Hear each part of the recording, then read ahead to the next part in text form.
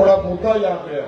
Parliament में बात कहें कि वन टाइम सेटलमेंट के लिए जो हमारी सरकार इनको 30 लाख रुपया देना चाहती थी, लेकिन यहाँ की सरकार ने उनको सिर्फ 5.5 लाख रुपया दिया है।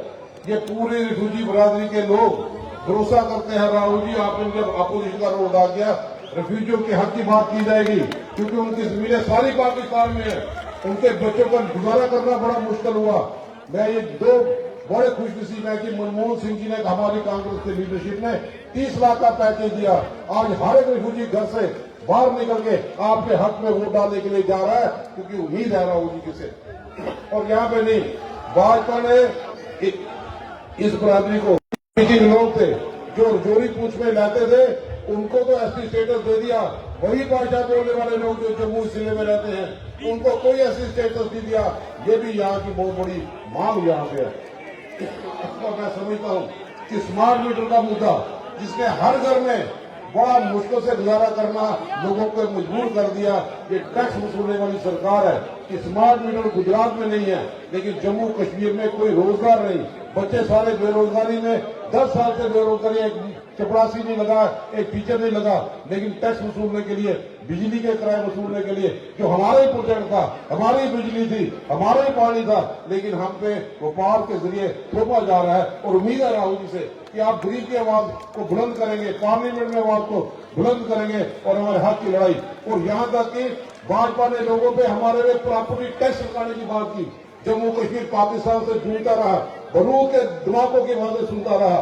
कई परिवार जो जिन्होंने छात्र यहाँ पे दी है, आज प्रॉपर्टी टैक्स लगाने की बातें यहाँ पे करते हैं।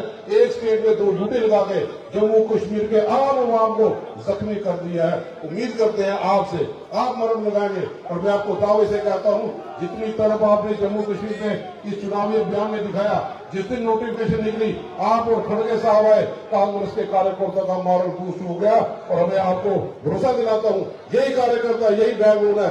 तूफानों से लड़ते हुए, पत्थरों से लड़ते हुए, चट्टानों से लड़ते हुए राह बनाएंगे और पश्चिम लगाएंगे, जिसमें कांग्रेस गठबंधन की सरकार बनेगी। मैं आपका बहुत बहुत शुक्रिया अदा करता हूँ। शुक्रिया, जय हिंद। हमारे बीच राहुल जी के साथ पूरी टीम के हमारे लीडर्स भी आए हुए हैं। अभी मैं विनती करता हूं हमारे जो कैंडिडेट हैं उनको कि राहुल जी के सामने खड़े रहे। राहुल जी उनको आप सबकी तरफ से शुभकामनाएं देंगे। सबसे पहले और 72 सीट से बिछना के हमारे कुंदन जी चुनाव लड़ेंगे। उसके बाद हमारे जम्मू साउथ के रमन भल्ला जी, जिनको आपने सुना है, इसके साथ टोनी जी आ जाए, वो खड़े रहेंगे। जम्मू सीट से योगेश सहानी जी आ जाए, नगरोटा से बलबीर सिंह आ जाए, सबके साथ जम्मू वेस्ट से मनमोहन सिंह जी आ जाए, मर से मुलाराम जी आ जाए। इन सब लोग राहुल जी आपके सामने खड़ा करके आशीर्वाद मांगते इनको जिताने के लिए कह रहे हैं। मैं रिक्वेस्ट करता हूं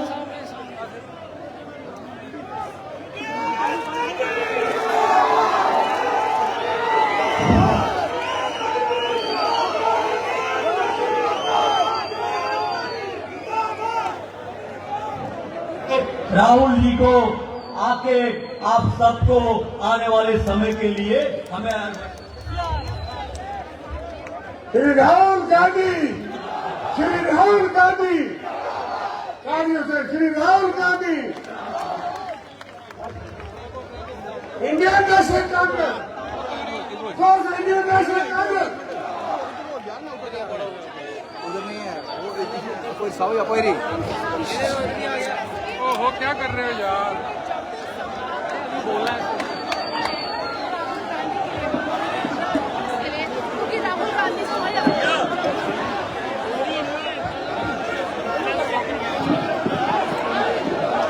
भारत सोलंकी जी, मुकेश अग्निहोत्री जी, विकार रसूलवानी जी, हमारी कैंडिडेट्स रमन भल्ला जी, मुलाराम जी, नीरज कुंदन जी, तरनजीत सिंह टोनी जी, मनमोहन सिंह जी, बलबीर सिंह जी, योगेश साहनी जी, स्टेज पे कांग्रेस पार्टी के सीनियर नेता, गठबंधन के नेता, भाइयों और बहनों,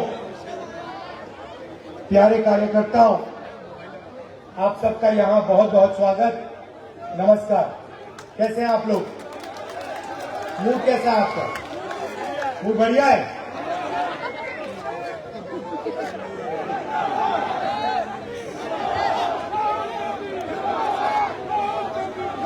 हिंदुस्तान की हिस्ट्री में 1947 के बाद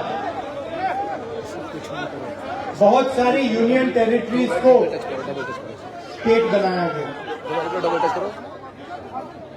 स्टेट्स को बांटा गया। आंध्र प्रदेश में इससे तेलंगाना बना, बिहार में से झारखंड, मध्य प्रदेश में से छत्तीसगढ़। मगर पहली बार इंडिपेंडेंस के बाद एक स्टेट को यूनियन टेरिटरी में बदला गया, वो जम्मू कश्मीर के साथ हुआ। और मैं इस स्टेज से आपसे कहना चाहता हूं कि ये आपके खिलाफ अन्याय है।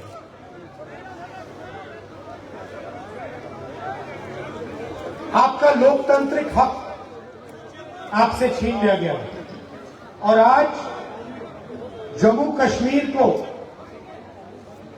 कश्मीर के लोग नहीं चलाते हैं। आज जम्मू कश्मीर को दूसरे स्टेट के लोग चलाते हैं। हमने सोचा था कि चुनाव से पहले आपको स्टेटहुड वापस मिल जाए, और सही तरीका वही था। सही तरीका था कि पहले स्टेटहुड दो और उसके बाद चुनाव करा। अब ठीक है, पहले चुनाव करा दिया, मगर हम चाहते हैं कि जल्दी से जल्दी आपका जो लोकतांत्रिक हक है, जम्मू कश्मीर का जो स्टेटहुड है, वो आपको वापस मिले।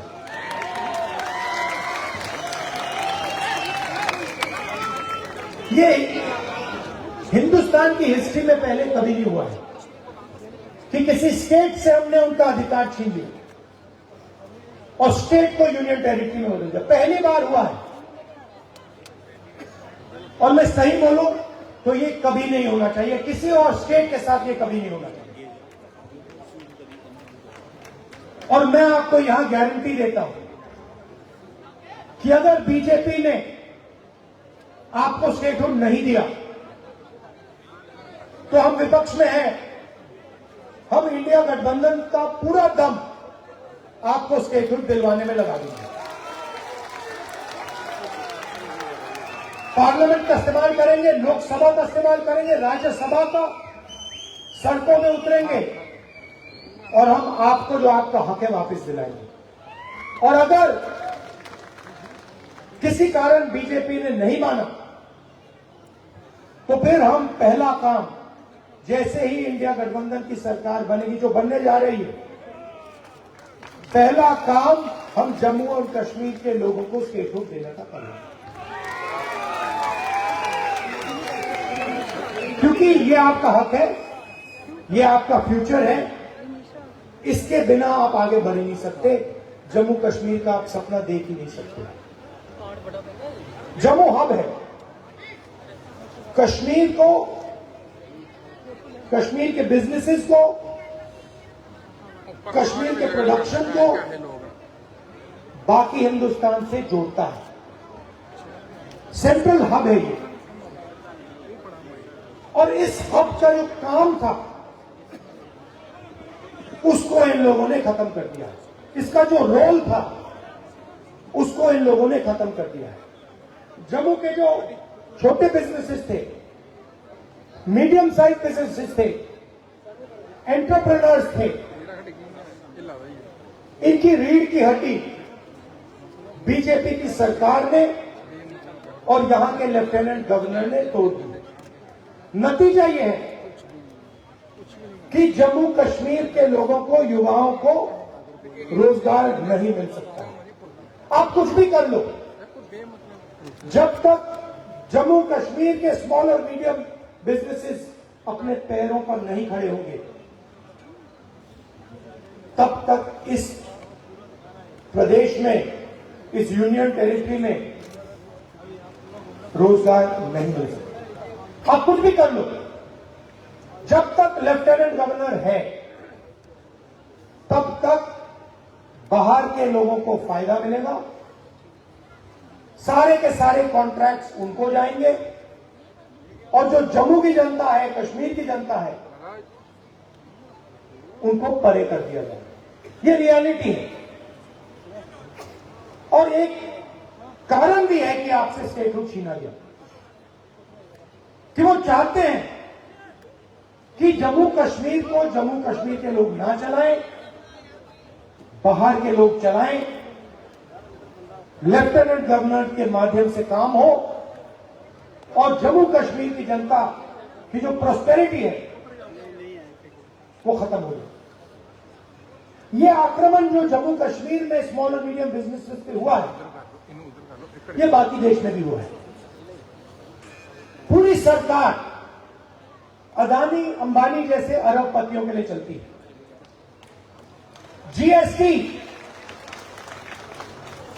जीएसटी एक हथियार है।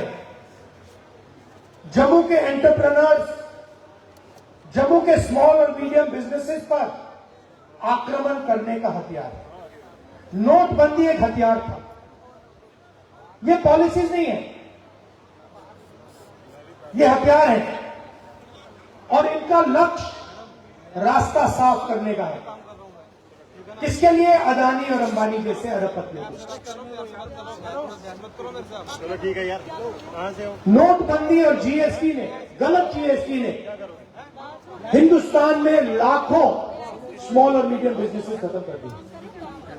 अभी मेरा प्रोग्राम था, कुछ मिनट पहले मेरा प्रोग्राम था, लड़की आती है, कहती है राहुल जी, मेरा सपना था मैं छोटा बिजनेस चालू करना चाहती थी। गवर्नमेंट ने कहा कि ग्रांट मिलेगा। भाई तुम्हारा ही बंदा बोल रहा है। मैंने पूरी प्रिपरेशन कर दी। शांति रखो आगे। एरोमेटिक्स का मेरा बिजनेस था, मैंने पूरी तैयारी कर दी। मुझे कहा कि पैसा मिलेगा, पैसा नहीं आया। ये लड़ी आ मेरी मां की डेथ हो गई, मेरे पिता ने मेरी मदद की, मगर मेरा बिजनेस खत्म हो गया।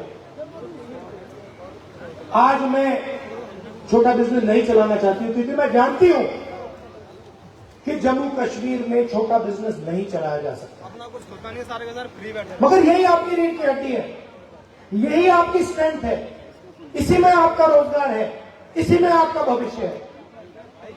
और आप किसी भी युवा से पूछ लो, वही जवाब मिलेगा।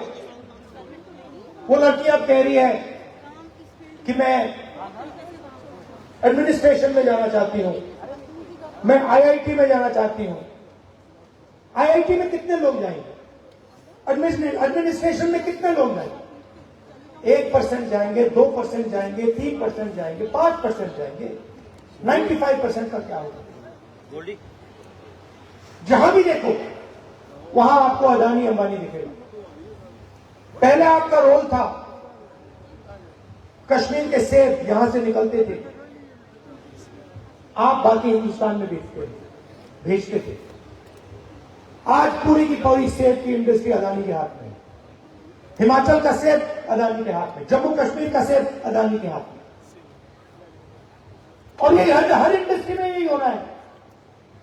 एयरपोर्ट में जाते हैं अदानी टैक्स, पोर्ट में जाओगे अदानी टैक्स, मोबाइल फोन चलाओगे अंबानी टैक्स, सड़क पे चलोगे अदानी टैक्स, अनाज में अदानी टैक्स, सेना हथियार का प्रयोग करेगी अदानी टैक्स, कारतूस अदानी टैक्स, अग्निवीर अदानी टैक्स। ये कब तक चलेगा? 16 लाख करोड़ रुपए कर्जा माफ किया है अदानी अंबानी जैसे 25 लोगों का। नरेंद्र मोदी, आप शेम कह रहे हो, मगर मैं आपसे पूछना चाहता हूं, जम्मू के छोटे बिजनेस वालों का, जम्मू के किसानों का कितना टैक्स माफ हुआ है? जो आपके युवा 18-19 घंटे पढ़ाई करते हैं, सपना देखते हैं, एजुकेशन के लिए लोन लेते हैं, उनका कितना टैक्स माफ, उनका कितना माफ हुआ है? उनके कितने बैंक लोन माफ हुए? कोई बीमार होता है